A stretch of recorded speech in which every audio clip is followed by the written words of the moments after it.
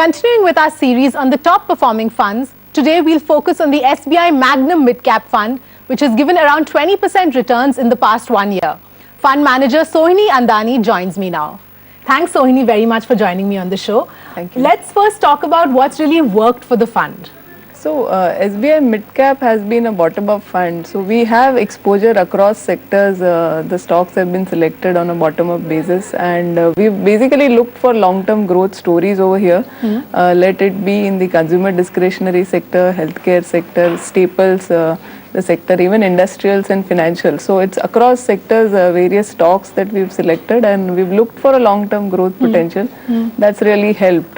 And especially the companies which are growing fast have a good cash flow, and the growth was more dependent upon their own dynamics rather than any macro environment. So I think that helped the fund do well. Okay.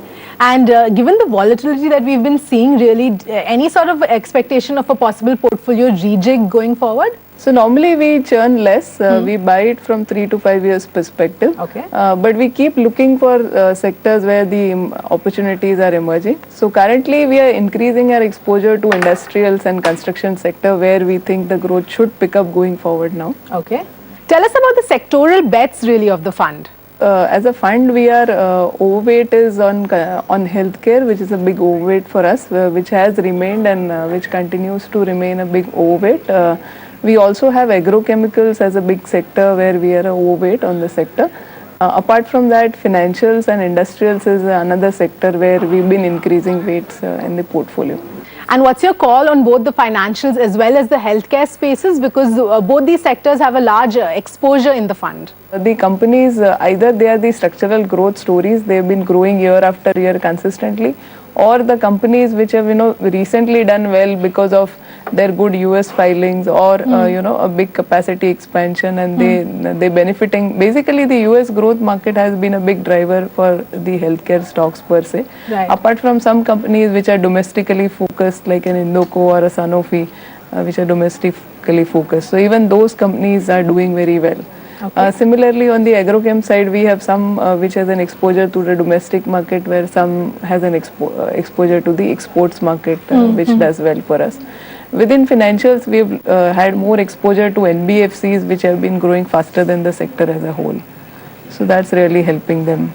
Okay, and what is the view as far as banks are concerned? I know your exposure is more towards NBFCs, but what is the view on banks? So the banks, I think they've had a difficult time that they've passed through, and if you look at mid-cap exposure, then it performance varies across a lot of banks and NBFCs. And we've chosen where we see a good visibility of growth within. So we have some of the private sector banks in the portfolio, and we have NBFCs where we have stayed away from the mid-cap public sector banks as of now. But again, the valuations have corrected significantly over there, so there would be a case to again look at them as well. Okay. What have you made of the mid-cap valuations? Because we saw them run up massively in the last year or so. Do you think this correction has really brought them down to more reasonable levels? So I think the rally that we saw in last 18 to 24 months was very significant in mid caps, and they kind of also catched up on the underperformance that the mid cap had in the previous 4 to 5 years during the slowdown period. So the valuations had run up significantly, and probably they were factoring in a huge growth going forward. So to some extent now this has corrected, and the valuations have become reasonable for the growth expectation that one has. But I wouldn't still put them in the value zone. So they are reasonable. So the going forward, what we think will drive mid-caps stocks from here on is the visibility of earnings growth. Right. So the valuation re-rating kind of seems to have happened, and now the growth needs to be delivered. Right. So whichever stocks deliver on the earnings growth, they will continue to do well. But from a 4-5 years perspective, we believe that in the economic recovery cycle, mid-caps should do very well. Okay. And what did you really make out of the fall that we saw last month? I mean, in the long-term perspective, do you think it will be a small blip in the larger scheme of things? Yeah, if you take a longer term duration, then obviously these kind of movements are very much there, and also given the rally which had happened in last 18 to 24 months, some kind of profit booking was really was required, or kind of an overdue, and which happened maybe due to fear of what happens in China or otherwise a Fed rate hike or whatever it is. But people who had high exposure to Indian markets, Indian equities, and especially mid caps, we saw some correction happening, and maybe possibly we may see that happening for a little more while also before we can see a structural rally again.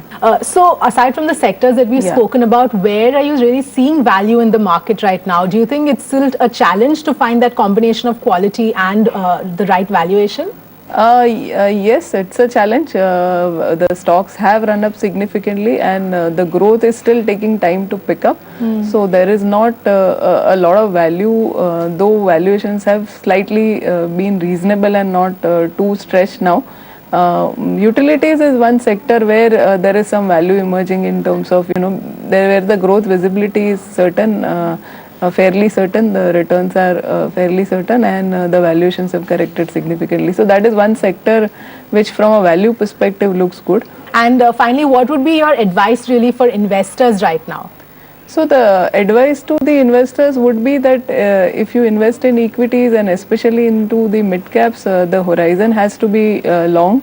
It has to be 3 to 5 years minimum investment horizon that one has to have, and one should churn less in terms of whatever portfolio you've taken exposure to make really good returns in the portfolio, because the compounding impact comes out only on your returns only if you hold them for long. So that's what I would say. Right. All right, Sohini, we'll leave it there. Thanks very much for joining. Thank you so much. Thank you.